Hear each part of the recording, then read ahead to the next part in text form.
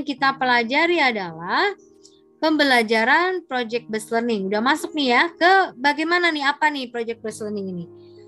Yang pertama, dia berpusat pada siswa pastinya. Ya, untuk apa siswa itu melakukan investigasi mendalam terhadap suatu topik. Oke, seperti kearifan lokal yang tadi saya contohkan. Apa kearifan lokal ini di Bekasi nih? Kearifan lokalnya adalah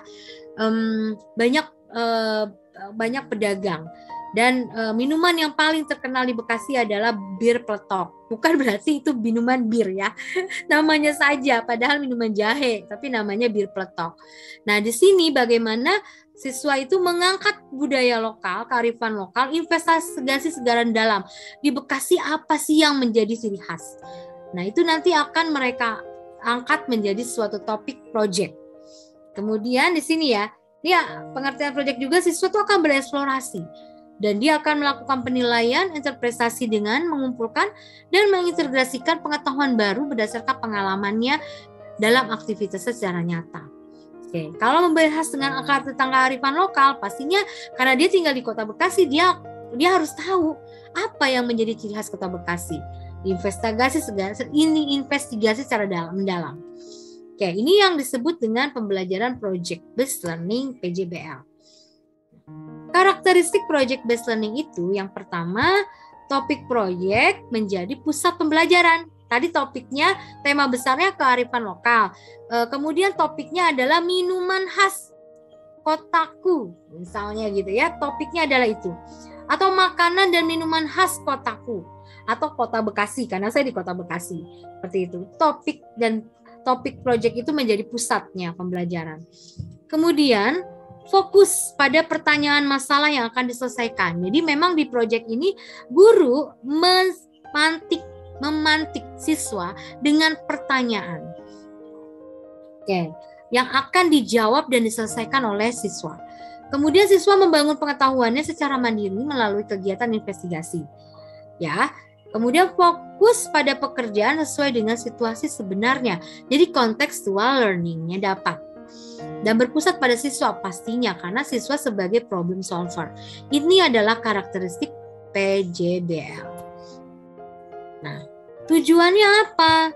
Nah, yang pertama pastinya meningkatkan kemampuan peserta didik dalam pemecahan masalah. Ya, masalah proyeknya. Kemudian meningkatkan kolaborasi peserta didik khususnya pada PJBL yang sifatnya kelompok. Apalagi kalau kita melakukan kegiatan proyek secara berkelompok, mereka akan berkomunikasi dengan teman-temannya. Ya, kemudian juga mereka berkomunikasi dengan guru dan berkolaborasi. Bisa saja ada narasumber yang lain yang dihadirkan. Bisa saja mereka seperti tadi ya saya contohkan perajin atau pembuat bir peletok di Kota Bekasi ya yang memproduksi bir peletok, mereka wawancara dengan pengusaha itu. Nah, kolaborasi dapat. Kemudian memperoleh pengetahuan dan keterampilan baru dalam pembelajaran dan pastinya peserta akan lebih aktif dalam memecahkan masalah yang kompleks dengan hasil produk nyata. Jadi nanti produknya bir peletok yang dibuat oleh siswa, misalnya gitu contohnya. Oke. Kemudian di peran guru apa? Peran guru pastinya yang pertama, guru merencanakan dan mendesain pembelajaran. Ya, nanti di pelatihan saya, kalau Bapak Ibu mengikuti pelatihannya langsung lanjut, ya di pertemuan kedua, ketiga, keempat, saya akan mengajarkan step by step cara membuat planningnya, desainnya. Ya, tapi teman-teman sudah mendapatkan template PPT, itu bisa juga diikuti seperti itu. Ya, oke. Kemudian membayangkan interaksi yang akan terjadi antara siswa dan guru. Jadi guru tuh sudah punya ini ya, insting ya. Seperti apa nih nanti antara guru dan siswa nih diskusinya nih yang bakalan menarik gitu ya.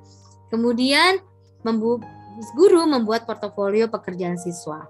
Misalnya hari pertama sudah ada nih produk apa yang dibuat oleh siswa. Walaupun dalam bentuk rancangan, atau mungkin sudah dibuat sesuatu yang mungkin dia bikin label bir peletok dulu, atau bikin brosur untuk memasarkan bir peletok itu gitu ya. Nah, itu menjadi portofolio, ya portofolio anak tersebut. Nah, guru bisa mengarsipkannya, itu menjadi bagian penilaian nantinya soalnya ya. Kemudian membuat strategi pembelajaran dulu ya. Strategi pembelajaran yang digunakan seperti apa ya? Mulai dari kegiatan pendahuluan sampai penutup. Kemudian mencari keunikan siswa. Nah, Bapak Ibu akan menemukan siswa-siswa yang punya potensi yang luar biasa. Dan selama ini mungkin mereka tidak terlihat karena mungkin pembelajarannya satu arah, hanya guru yang memberikan materi. Nanti dalam kegiatan PJBL, Ibu akan melihat sesuatu yang unik yang akan muncul pada siswa yang tadinya diam saja gitu, yang tidak aktif. Karena mereka dengan PJBL ini akan merangsang mereka aktif. Nah, Bapak Ibu guru akan menemukan keunikan itu. Kemudian Bapak Ibu juga menilai dari unsur sikapnya, dari penilaian sikap, pengetahuan, keterampilan, bisa terlihat dari proses pembelajaran mereka selama mengerjakan proyek, lalu dari produk yang mereka hasilkan, lalu nilai sikap apa yang muncul pada saat kegiatan, pada prosesnya. Oke. Tadi guru, lalu apa peran peserta didik atau siswa ya?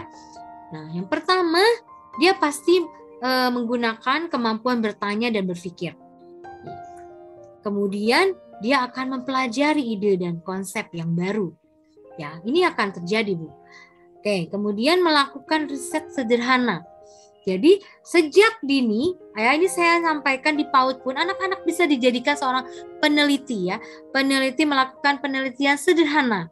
Ya, dia akan menemukan sesuatu pengetahuan baru dari hasil otak-atiknya atau hasil eksplorasinya. Kemudian dia akan melakukan kegiatan belajar mandiri kelompok ya dengan cara berkolaborasi. Kemudian juga anak akan belajar mengatur waktu dengan baik. Karena di PJBL nanti ada alokasi waktu dan mereka harus mendiskusikan ini kapan kegiatan ini yang akan diselesaikan. Lalu kapan dia melakukan ini, melakukan itu dan terjadwal. Nah, ini makanya siswa bisa belajar mengatur waktu dengan baik. Lalu siswa pun dapat mengaplikasikan hasil belajar melalui tindakannya. Jadi dia lakukan langsung sendiri. Selama ini dia hanya mencoba atau minum bir peletok. Tapi pada saat dibuat proyeknya, dia membuat bir peletoknya. Itu maksudnya. Kemudian di sini ada interaksi sosial ya. Bisa saja dia melakukan wawancara, survei, observasi. Mau tidak mau dia akan ada interaksi sosial. Ya, di sini Bu Guru hanya menjadi fasilitator saja atau menghadirkan narasumber. Bisa saja seperti itu. Biarkan murid siswa kita menggali datanya sendiri. Nah, ini langkah-langkah pembuatan proyek. Yang pertama, ya membuka pelajaran dengan suatu pertanyaan yang menantang. Wah, pertanyaan esensial atau pertanyaan terbuka. Mungkin dari tadi yang saya contohkan seperti membuat minuman bir peletok, pertanyaan awalnya bagaimana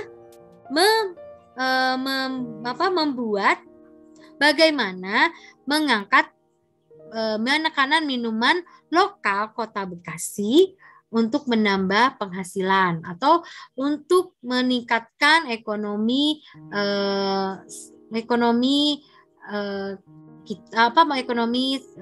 atau UMKM misalnya, atau bagaimana.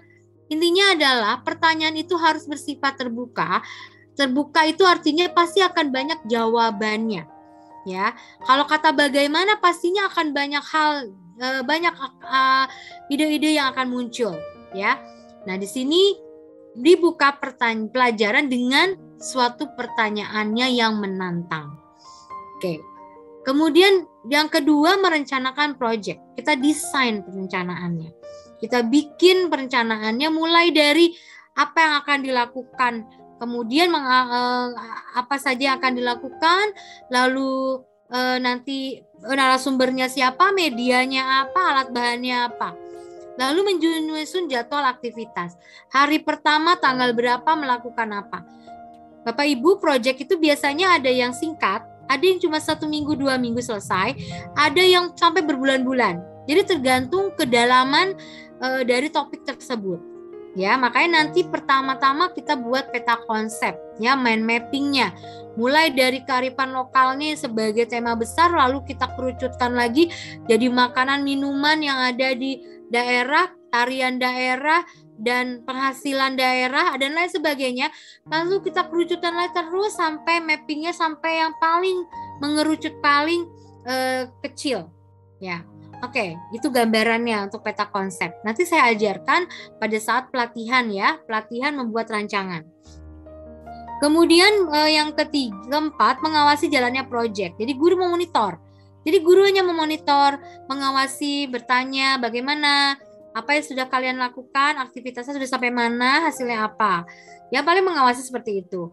Kemudian Bu Guru nanti anak-anak pada saat presentasi proyeknya, dia menyampaikan hasilnya, melakukan penilaian. Bu Guru melakukan penilaian produk yang dihasilkan. Oke. Kemudian dievaluasi, direfleksi bersama antara guru dan siswa berdiskusi terkait dengan hasil produk yang dibuat oleh anak-anak tersebut.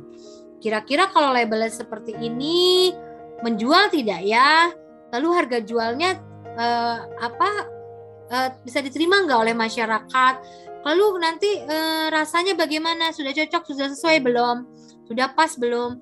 Itu bagian dari evaluasi refleksi. Oke, kemudian, nah di sini, oke, keuntungannya. Jadi setiap hal apapun ya, mau model apapun, pasti ada keuntungan atau ada kelebihan dan ada kekurangan atau kelemahan. Nah, di proyek ini PJBL, kelebihannya adalah itu membuat peserta didik menjadi lebih aktif, berhasil memecahkan masalah-masalah yang kompleks. Yang kedua, meningkatkan motivasi belajar peserta didik. Yang ketiga, meningkatkan keterampilan kolaborasi. Jadi, tadi saya sudah sampaikan berkali-kali ya. Kemudian meningkatkan keterampilan peserta didik mengelola sumber belajar.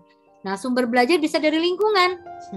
Nah, pelatihan besok saya terkait dengan lingkungan ya, terkait dengan lingkungan. Bagaimana mengelola lingkungan sebagai sumber belajar.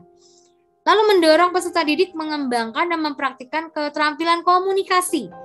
Jadi peserta didik yang mungkin selama ini tidak sulit komunikasi, siapa tahu dengan kegiatan ini, dengan model ini dia mau menyampaikan pendapatnya. Lalu memberikan pengalaman peserta didik pembelajaran dan praktik dalam pengorganisasian proyek, membuat alokasi waktu, sumber-sumber lain, seperti perlengkapan untuk menyelesaikan tugas. Jadi selama ini kan Bu Guru nih yang selalu sibuk, riweh gitu ya, ngurusin ini itu sampai perlengkapannya. Nah, dalam hal ini peserta didik yang berdiskusi dengan teman-temannya lalu mulai bekerja sama menyediakan peralatannya, perlengkapannya. Nah, lalu apa Bu Guru? Bu Guru menyiapkan sumber-sumber belajarnya, gitu ya. Oke. Kemudian apa lagi? Membuat suasana belajar menjadi lebih menyenangkan.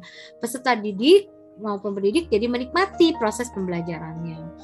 Kemudian melibatkan para peserta didik untuk belajar mengambil informasi, menunjuk pengetahuan yang dimiliki, kemudian diimplementasikan dengan dunia nyata. Jadi kalau dalam kegiatannya, sebenarnya dibolehkan saja anak-anak menggunakan handphone untuk bertanya ke Mbah Google. Kalau memang perpustakaan sekolah kurang memadai, kurang lengkap gitu ya, atau mungkin Bu Guru belum menyiapkan sumber-sumber belajar yang lengkap, boleh saja peserta didik menggunakan Mbak Google untuk mencari sumber-sumbernya ya. Sumber-sumber pengetahuan di sana banyak sekali ya. Kemudian menyediakan pengalaman belajar yang melibatkan peserta didik secara kompleks dan dirancang untuk berkembang sesuai dunia nyata. Nih luar biasa, ini yang penting, mempunyai pengalaman belajar di dunia nyata. Lalu kalau ada kekurangan, ada kelebihan, pasti ada kelemahan. Nah, kelemahannya salah satunya adalah dia butuh banyak waktu untuk menyelesaikan masalah. Tadi saya bilang ya, di project itu jarang ada yang selesai, satu hari selesai. Biasanya minimal seminggu atau 2 hari, 3 hari. Tapi yang tema besar biasanya panjang waktunya, lama. Kemudian banyak guru yang merasa nyaman dengan kelas tradisional. Ya, mudah-mudahan di sini tidak ada ya yang masih nyaman dengan kelas konvensional. Ya, kemudian peserta didik memiliki kelemahan dalam percobaan dan pengumpulan informasi, akan mengalami kesulitan. Ini kalau bahan-bahannya kurang, pasti akan mengalami kesulitan. Ya, bahan belajarnya ya, sumber-sumber belajarnya kalau kurang pasti akan mengalami kesulitan. Makanya tidak apa mereka menggunakan handphone untuk bertanya kepada Mbak Google. Khusus untuk itu. Oke. Kemudian membutuhkan biaya yang cukup banyak. Nah, ini nih PR banget ya. Kalau kita harus menyiapkan semuanya gitu ya, pasti biayanya akan banyak. Banyak perlengkapan yang harus disediakan dan ada kemungkinan peserta didik yang kurang aktif dalam kerja kelompok. Nah, ini memungkinkan saja. Makanya guru perlu mengawasi ya kegiatan mereka.